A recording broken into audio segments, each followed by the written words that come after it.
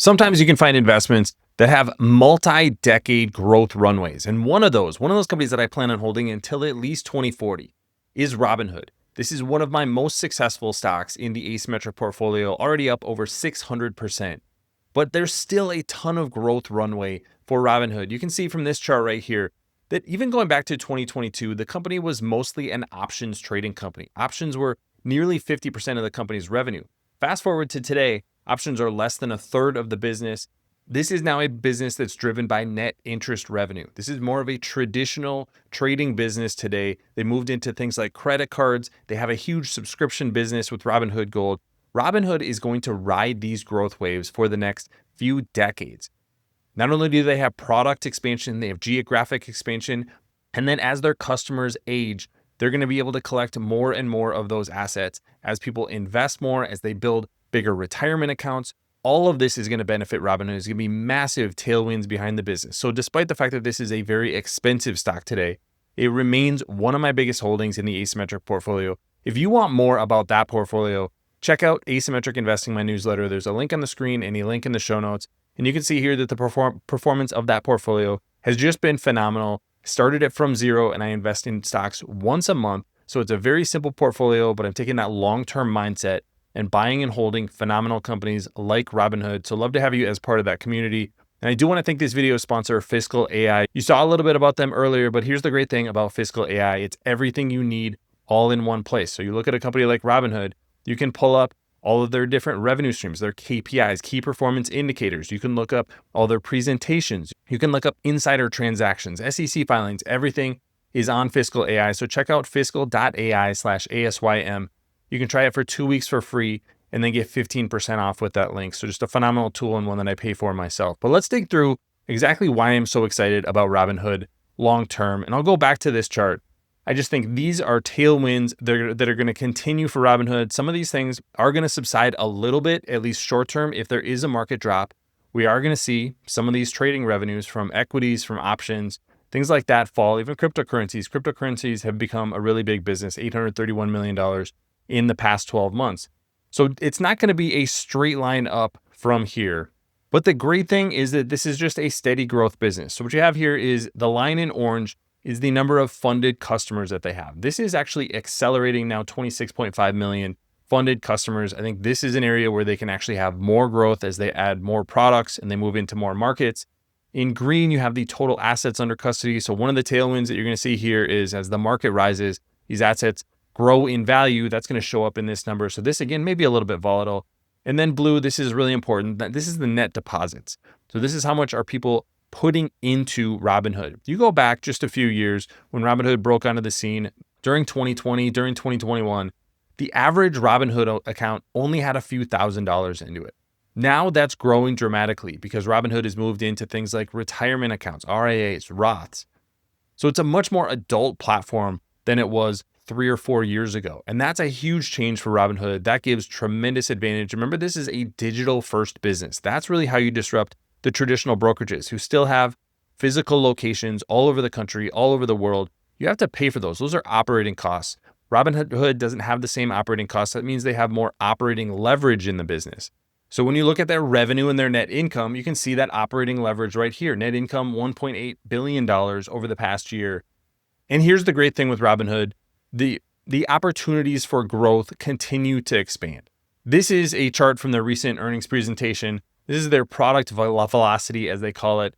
Two things that I wanted to bring in here. They're expanding into more markets, so opened up European trading for cryptocurrencies in 30 countries on Robinhood.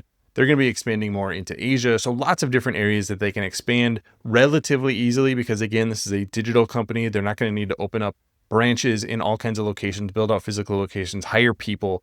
This is a leverageable business on a global scale. But the other thing is the number of products that they're adding. So this year, they've added Robinhood strategies, banking, options trading in England. There's a ton of ways that they can expand. They still don't have custodial accounts, for example. They don't have college savings accounts. Retirement accounts are relatively new. So there's ways that Robinhood is going to be expand and be able to increase their wallet share. That's what they always talk about, is you want people to be staying on the Robinhood platform. So for example, I'm a gold customer. I use the Robinhood credit card. I also use Robinhood for regular investing, and also my retirement account. So as these products expand, as the value of a product like gold expands, that number of customers should expand, and the assets that those customers have on Robinhood going to increase. That increases the opportunity to generate revenue. And let's go to those gold numbers here, because I think this is really important. When I did the Robinhood Spotlight, the real thesis behind Robinhood is they could operate completely differently because of their gold subscription. So subscription business like Costco, you can think about your economics completely differently. You have money coming in the door as millions of people, now 3.5 million people, pay about $50 or $60 per year for Robinhood Gold subscription. So you now have that baseline of profitability. Now, the things that those customers are doing, you don't need to make money on each of those products. You can just add value to their life, have a little bit lower margin, and then make them a happier and happier customer, attract more and more of those assets. That's the way that Costco is able to have lower gross margins than all of its competitors, because all of its profitability comes from that subscription service. So we're seeing some of the same things with Robinhood. So that take rate is increasing, gold adoption rate 13.1%, and the average customer has 5 times the assets under custody, increasing their deposits more, and then 4x the retirement adoption rate. So this is all the benefits of Robinhood Gold: 3% cash back on all categories, 3% IRA match. You get more research, more strategies, Cortex. All of these things are going to be benefits for Robinhood and just continue to be a flywheel for that subscription service. And that drives things like the retirement assets under custody. Look at the rapid increase in the number of retirement accounts, now 1.4 million. Go back to just Q2 2023. So 2 years ago, there was only about 300,000 customers with retirement accounts on Robinhood. We've gone from $800 million in assets to $19 billion in assets. This is, again, on the right here, you can again see that this is a more affluent customer, going from $2,700 in the average retirement account to now $13,000.